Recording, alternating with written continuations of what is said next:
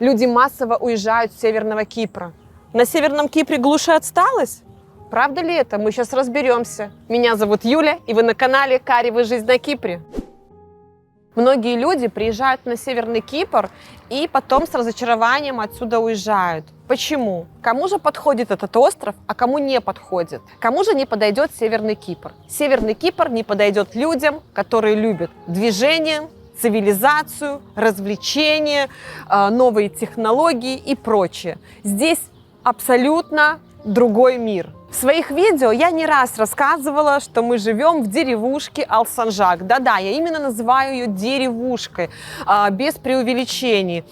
И люди, когда приезжают на Северный Кипр, они хотят здесь увидеть проспекты, движения, фонари, ландшафтный дизайн, парки, набережные шикарные. И когда они приезжают, этого не видят, и все такое в ограниченном, да, у нас периметре, то они разочарованы, им нечем заняться. Они хотят на машине долго-долго ехать. Они хотят на набережных долго-долго гулять. Они хотят в развлекательных центрах долго шопиться и развлекаться. Хотят клубы, рестораны, какие-то детские центры. В общем, хотят то, что есть в больших многолюдных городах. Почему это там есть? Потому что этим пользуются. А на Кипре из-за того, что количество людей небольшое, было небольшое, этого нету. И, конечно же, за один день это все не построится, это все не организуется. Поэтому, дорогие подписчики, если вы любители всего этого, то на Северный Кипр не приезжайте, потому что вы разочаруетесь. И мне, кстати, очень интересно, кто меня смотрит. Людям, которым нужна эта движуха, или люди, которые любят такой спокойный семейный уклад, спокойную, размеренную жизнь.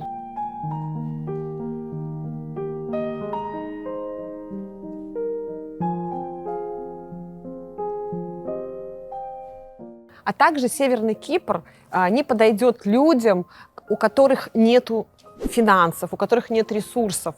Здесь нужно за все платить. Если вы хотите снять, арендовать недвижимость, то очень многие арендодатели требуют предоплату на полгода. Сделать ВНЖ тоже стоит денежку. Отучиться на права и вообще купить автомобиль или снять также нужна денежка.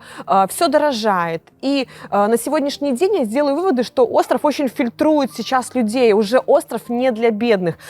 Сюда могут себе позволить приехать жить уже люди среднего достатка. Сейчас цены дорожают на все. Например, если вы хотите отучиться в автошколе, то уже цена будет 10 тысяч. Если вы хотите перевести титул, то уже раньше было 6, сейчас 12. Да? Первая льготная была 3, сейчас, возможно, 6. Еще будет второе заседание. И как раз-таки на тему перевода титула, увеличения налога, сейчас мне все пишут, звонят, что все, инвестиции, прощай Кипр как инвестиционный проект. За год, смотрите, я говорю, послушайте, за год застройщики цену на недвижимость увеличили в 3 раза. Некоторые, там студия была 50 тысяч, она уже стоит там 120-150. Как вы считаете, Северный Кипр действительно вот из-за этих 6-9% потерял свою инвестиционную привлекательность? Сейчас в мире также все дорожает, но тем не менее люди живут и приезжают, и, конечно же, люди будут всегда ехать в те страны, где тепло, где здесь море есть. Ну и цены, конечно же, по сравнению с другими странами еще так не выросли. Например, на Южном Кипре электричество стоит 1 киловатт 0,3 евро. У нас 0,15. То есть в 2 раза дешевле. Топливо также. Северный Кипр, конечно же, уже дорожает.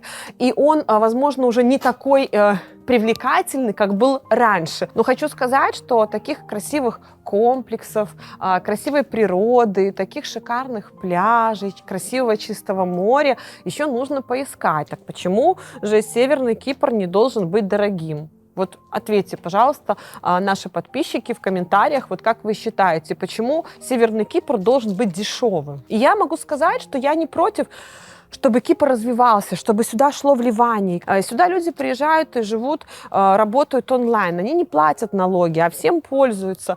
Они покупают недвижимость. Так почему бы не заплатить и не помочь государству, если эти деньги пойдут во благо?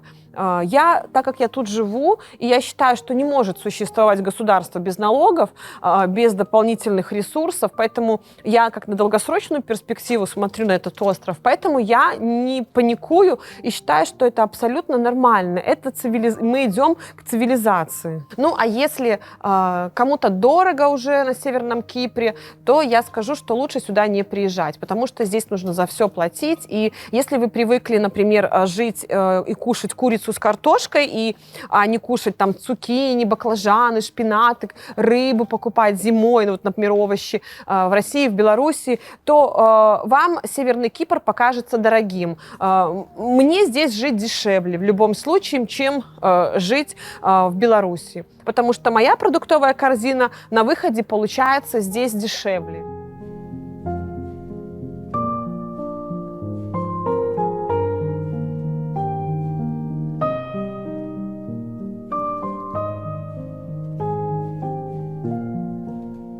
Вот я назвала две категории граждан, кому Северный Кипр не подойдет. Это люди, кому нужна инфраструктура, цивилизация, движение, а также люди, у которых нет средств и ресурсов, чтобы жить на Северном Кипре.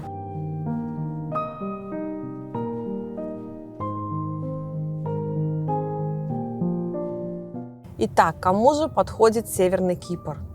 Северный Кипр подходит двум категориям граждан. Первая категория – это люди, которые хотят инвестировать с целью получить доход от перепродажи своей недвижимости, а также люди, которые хотят сдавать свою недвижимость в аренду и также получать доход. Северный Кипр – это что? Это Средиземное море, это курортное место, сезонность с апреля по ноябрь включительно. Сюда приезжают в отпуска с семьями, пожилые люди с различных стран, а также сюда приезжают люди зимовать. И даже с декабря по март включительно ваша недвижимость не будет пустовать, если вы, конечно, будете ее сдавать. Посмотреть сейчас на Airbnb, вы увидите, что немного недвижимости сейчас как-то там представлено.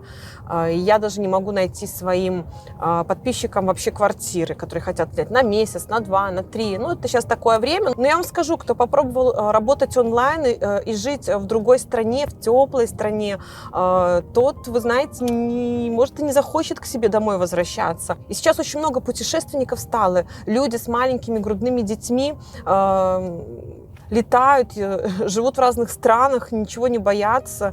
Ну, здорово, сейчас немножко мир меняется. И вот поэтому вот людям, которые хотят инвестировать, Северный Кипр очень подходит.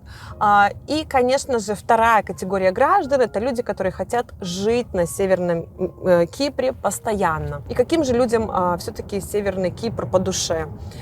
Это людям, которые семейные, у которых есть маленькие дети, люди, которые вообще хотят, чтобы их дети учились в иностранных школах за рубежом, а также это люди пенсионного возраста.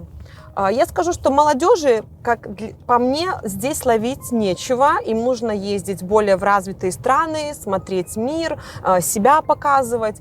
А здесь люди, которые уже показали себя, посмотрели весь мир, обычно это люди после 40 и хотят спокойной, размеренной жизни, которые вовремя ложатся спать, которые вовремя встают, которые занимаются спортом, которые живут в гармонии со своей душой. Я вам сейчас приведу один маленький такой пример вот из своей семьи. У меня муж говорил, я вот с 6 лет занимался хоккеем. Каждый день, там, в 6 утра вставал, даже в 5 утра, там, тренировки уже в 6 утра, потому что главная команда уже в 8 утра на льду тренируется. Он каждый день тренировки, сборы, по всему миру ездит. Мы не жили, как, знаете, живут многие люди, у них там планируют какие-то выходные, праздники. Спортсмены всегда работают, у них только 3 недели в году отпуск. Все остальное время это сборы, тренировки, чемпионаты и прочее. И вот травмы. И вот когда играл, он говорит, я мечтала, что я закончу, что я вообще уеду как на остров. Вот это его мечты были. Так он говорит, я мечтал, что это вообще будет необитаемый остров. А тут, понимаете, все так срослось, что это и остров, это действительно правда, и что тут и дети могут учиться, и жизнь здесь нормальная абсолютно. И он повидал и разные страны, был и в Америке, в Европе, вообще много где жил. Для него сейчас здесь такой кайф, что вы себе даже не можете представить. И я смотрю, что когда я спрашиваю у своих тоже подружек, они говорят, что им, мужьям, здесь очень нравится. Кто-то рыбалочкой увлекается, кто-то увлекается каким-то другим хобби, спортом, увлекает какие-то открытия делает для себя человек. Он не мог в своей стране заниматься там каким-то любимым делом. Кто-то красиво там, не знаю, танцует, пошел на танцы, даже такое есть. В общем, занимается любимым делом. И поэтому для таких людей на острове кайфово. И когда говорят, что здесь нечего ловить, что здесь какая-то глушь и прочее, ну вы понимаете, что люди разные. Вот нам здесь есть что ловить, нам здесь нравится. Мой муж, его отсюда палкой не выгонишь. И очень многие люди, которые уже жили в таком ритме, в таких странах, как в Турции, там, в Алании, в Мерсине, это такие же деревушки, как и наш Кипр. И которым понравилось там, то они сейчас из-за того, что Турция зажимает пояс им, они вынуждены оттуда уезжать. Там проблема с ВНЖ. Даже иностранным гражданам в некоторых районах не особо хотят продавать недвижимость. И поэтому они уезжают и рассматривают Северный Кипр. И сейчас очень много запросов на аренду недвижимости, на 3 месяца, на долгосрок. И большая проблема, потому что ее просто не хватает. Не был готов Кипр к такому количеству людей. Также здесь собираются люди, играют в различные игры, у них свои компании, там кто-то в мафию играет, кто-то на танцы ходит, кто-то просто встречается, там какие-то у них тоже развлечения. В общем, здесь каждый находит, вот кто хочет найти для себя увлечение. И не скучно. Потому что я знаю, что, например, в наших странах с октября включительно по апрель это холод и дожди, и люди сидят дома, они особо-то никуда и выйти не могут, но максимум там покатались по городу, сходили в торговый центр, вот развлечение. А здесь вы можете гулять, вы можете ездить там каждую неделю там, на шашлычки, вы можете в горы ходить, вы можете просто гулять по набережной. Только здесь я нахожусь на улице, и мои дети в разы больше, и как-то нам здесь как посвободнее. То есть мы не зажаты, у нас нету зажатости, вот именно из-за климата мы не находимся в этой клетке домашней, да, потому что холодно на улице, не можешь выйти, и ты постоянно в ограничении. А здесь свобода. Когда начинается сезон, это, говорю, с апреля по ноябрь включительно, это вообще время, когда ты можешь постоянно быть на улице. На самом деле, я вам скажу так, у нас здесь не хватает времени. У нас здесь есть работа, у нас есть контент, плюс приезжают люди, надо многим помочь, съездить какую-то мебель выбрать, кто-то попросил съездить с ним в школу, кто-то попросил выбрать недвижимость. И у нас на самом деле здесь не хватает времени.